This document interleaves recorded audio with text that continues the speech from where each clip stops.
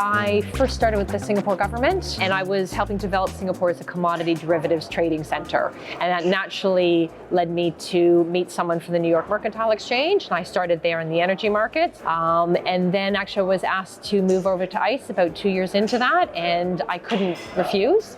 And we really focused on the energy markets specifically.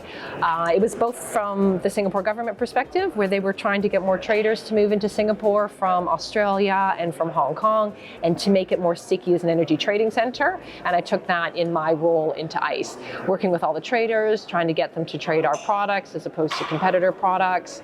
And it was an incredibly interesting and exciting time. And everybody was still trying to, we moved from swaps to futures, every Dodd-Frank had come in, all this regulation was coming in, traders were learning a whole new way of working. They were moving from Yahoo Messenger to trying to trade WhatsApp to using ICE Connect and different messaging platforms.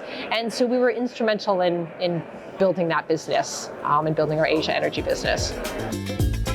When I joined ICE, we were about 300 people, and so I got to know Kelly Loeffler very well, and I knew Lynn very well. So even from afar, they were always supporting me. So when we had started Bakkt, the Bakkt company, Kelly had rang me up, and she had asked me if I wanted to cover the Bakkt business in Asia, and I said yes within like 2 seconds. She said, "You can think about it." I said, "No, absolutely, I'll take it." Partly because it's Kelly, and Kelly always helped. Whenever I would go to Atlanta, I'd sit down and chat with her, and she would always give me advice and that sort of type of development. So I did get a lot within the organization.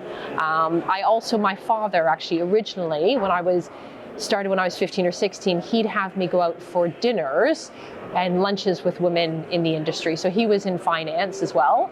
And that sort of sparked my interest in finance to begin with. And then it just grew from there. But I always now try to talk to young women who are at all interested in any type of finance or data or crypto or technology, and just sit there and tell them what I do. So it's quite fun, and they hopefully learn from it. We've got some interesting traction in Henry Hub. We're seeing a lot more volume come out of our basis markets and our options markets. And I think the liquidity in that market is the most it's been since March 2014. So we're seeing a huge amount of that. So that's a really interesting market that people are looking at. And the environmental space is also one of my favorite parts. I think environmental markets are going to change so much over the next couple of years. People are trying to find different ways to meet their commitments that they've made to get to net zero, and try to find ways to manage price risk. So whether it's us or other firms, they're all trying to come up with new tools, instruments, hedging tools to try to allow people to manage their price risk. And so it's new. It's new and exciting. It's trying to tweak different things, trying to understand what's happening in one state versus another, trying to work with clients both in the US and Europe and Asia on these products, and trying to help them.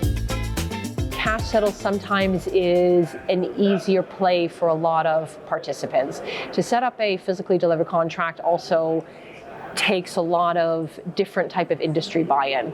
And so you have to make sure, if it was, you either have to have the warehouse, you need all the structure around it and all of the development and all those different parts of the value chain to be part of it, and you don't need that in the cash side. And sometimes people are quite happy to have a cash settle contract. It's much easier to roll out, because some people want to manage their price risk relatively quickly. So it's a new contract that may have started. We're starting to see a lot of interest in it. They really need to manage their price risk. They're just doing it OTC and they want to bring it on exchange. A physical could take 2.5 years to build, whereas a cash contract you can do in a significantly shorter period of time. And so it helps clients a little bit better. And if you look at even in the energy markets, we have upwards of 2,000 contracts. So if you're going to have 2,000 physically delivered, it's going to be almost impossible. And you have so many different grades of contracts, whether it's a fuel oil or Singapore gas oil, or you're looking at all these smaller Asian grades or European grades, that it become probably unmanageable to do too many things in a physical delivered nature.